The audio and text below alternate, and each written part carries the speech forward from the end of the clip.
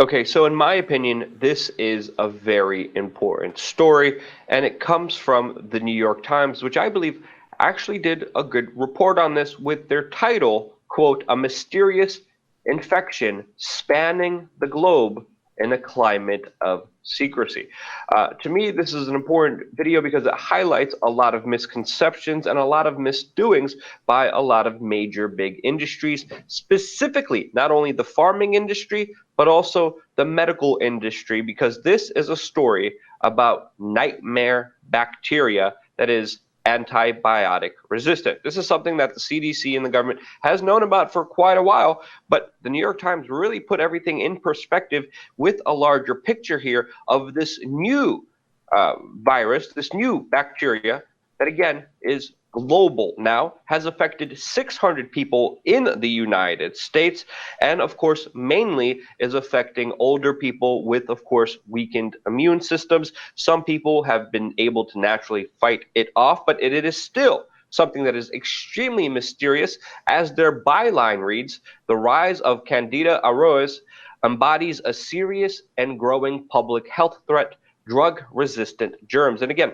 we have to understand one of the major highlights here is the overuse of antibiotics. I don't know about you, Jason, but a lot of my trips to the doctor always conclude, or even the dentist, specifically the dentist, always include, hey, have some antibiotics, take some antibiotics. You're not feeling, take some, like, overuse of antibiotics is extremely prevalent, mainly because it's an industry that is earning people $40 billion. The antibiotic industry, again, let me say this, is a $40 billion industry. And even the CDC themselves, that government institution, can't really trust government institutions, but that government institution even says themselves that 30% of antibiotic use is not needed and overprescribed. 80% of antibiotics are actually used on factory farms, when, of course, the farming industry compacts a whole bunch of animals together, a whole bunch of chickens, a whole bunch of cows, and, of course, feeds them antibiotics because they are in unsafe, unsanitary, unclean conditions lumped in together for the pure motive of profit. This, of course, is creating this new virus, Jason, that you have all the talking points on. But again, Jason, we've been hearing about this in the 90s. We're hearing about this right now. We're not hearing a lot of chatter from the government, but even the inventor of penicillin, the first antibiotic, warned us. Bacteria that you destroy with antibiotics will, of course, fight back and figure out a way to come back. And I think this is the case that it's happening. And unless it's stopped, I think this is a very serious threat. Jason, what do you think? Well, yeah, again, the mainstream media, as far back as, the early 90s, I remember watching Datelines and 2020s, all talking about the resistance that we as human beings are gaining towards antibiotics, often because of the overprescription, the animal use, and even trace amounts being found in our water supply at this point. So, yes, it is very dangerous when you take a drug that's supposed to help your immune system fight bacteria and other things to the point where that bacteria mutates and it is no longer effective. Now, I don't want to scare anybody with this report, but let's look at some of the facts. First of all, Jason, let's not fearmonger here, but let's share the facts. The New York Times kind of did make it very sensational with their first paragraph. Let me just read it really quick, and then you can take it from there. It says, last May, an elderly man was admitted to the Brooklyn branch of Mount Sinai Hospital for abdominal surgery. A blood test revealed that he was infected with a newly discovered germ as deadly as it was mysterious. This terrifies the crap out of me because I'm in Brooklyn too sometimes. But go on from here, Jason. So let's talk about this for a second. Now, it seems, at least in the United States, that we're seeing this mainly in New York. It's just under 600 confirmed cases, over 300 of them in New York. I believe it's something like 140 something in New Jersey. And now we're getting our first reports of this making its way to Illinois. So really northeast corridor of the United States. Now, as scary as that first paragraph is, I think it's worth noting that if you actually get to the end of this article, which is extensive, it starts talking about a 72-year-old man who was in hospital custody, again in New York. His daughter comes to see him. He's in a recliner for over an hour in his own feces because doctors and nurses don't want to go near him due to this. I believe it's Candida auroris is the way to absolutely pronounce it correctly. Now, the tagline at the end of this is that he leaves the hospital and he's not a guinea pig. What does that mean? That means somebody who was in his 70s, who was obviously ill and had a compromised immune system, still survived this. Now, the other thing that's interesting about this, Luke, is if you take a look at some of the maps that they're trying to show you here, if you look at this global map and you see where it's hit, you've got spots of Canada, for instance, the United States, a little bit of South America, some parts of Europe, Saudi Arabia, Kenya, South Africa, but largely the African continent is unaffected. Russia, China, India, and Australia, we've seen some cases. But Now, Jason, let me just stop it there. One of the reasons a lot of people are afraid and taking this very seriously is because of the amount of air travel. The amount of people going back and forth that is unprecedented. And also the fact that people don't grow their own food anymore. And our food is contaminated with antibiotics on every level. So this is why there's a lot more concern for this because, if there is an infectious disease, it could probably spread a lot faster. Go ahead. Yeah, and, the CDC with this being spread, remember, this isn't days or months. This is over years. We're talking 2014, 2015 is the first time they start to see this virus. They can't find a common home for it because there are many different versions of this virus. There's not just one. They know that one version of this virus is resistant to at least one drug 90% of the time, and then two or several drugs 30% of the time. Now, that does mean that there is some effective treatment. The CDC is also calling this one of their urgent threats now that it has reached New York, New Jersey, and Illinois.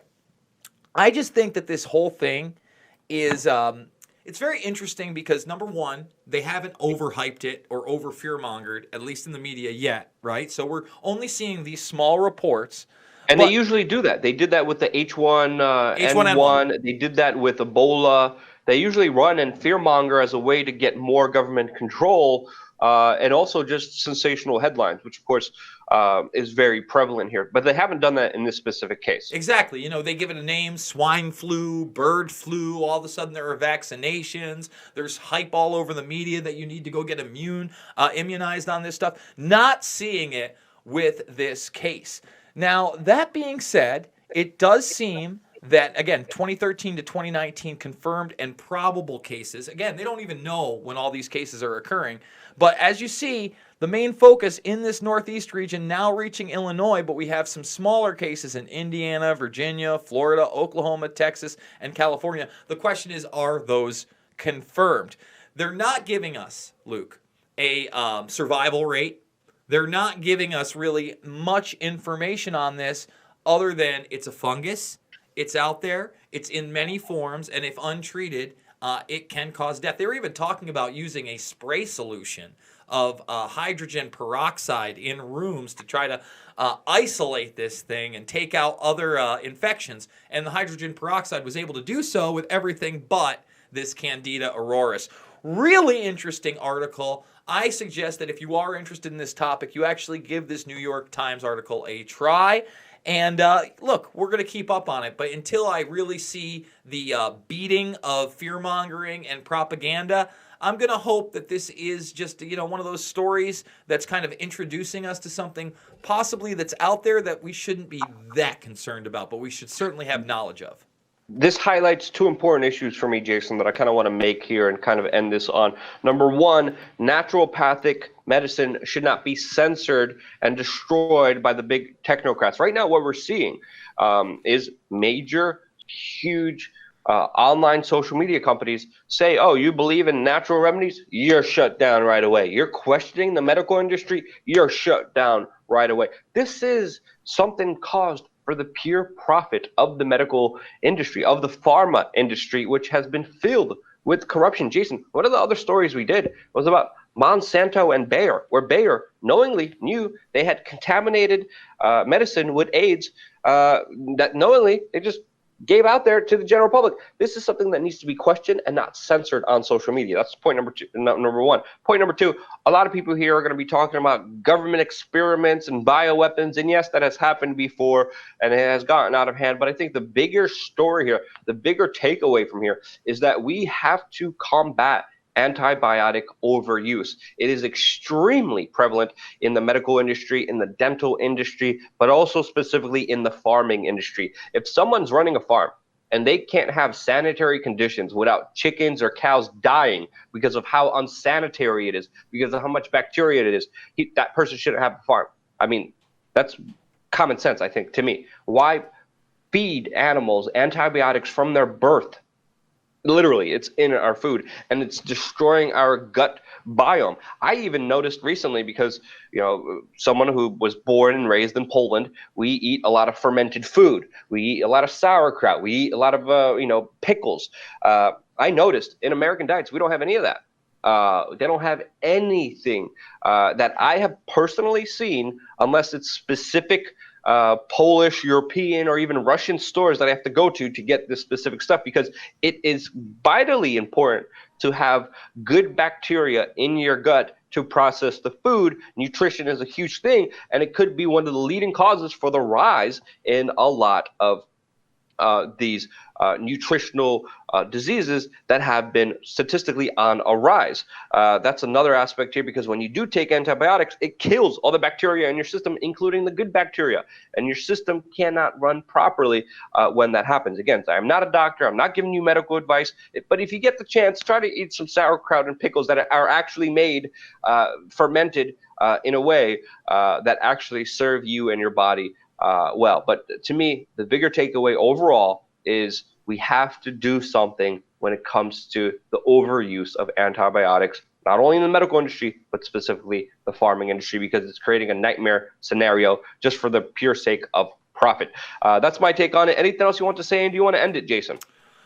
Yeah, folks, I just want everybody out there to check out this information for themselves. Don't take our words for it. We're reporting what we're seeing, so please go check out the source material. We do 4 videos a day here at WeAreChange. We do 1 on the main channel, 3 on the backup. If you are not subscribed to WeAreChange and Pulse Change, please, please, please, please, please hit that subscribe button. Ring that notification bell, or you won't know when we put out new stuff. Share this on social media, and most importantly, get out there and be the change you want to see in the world.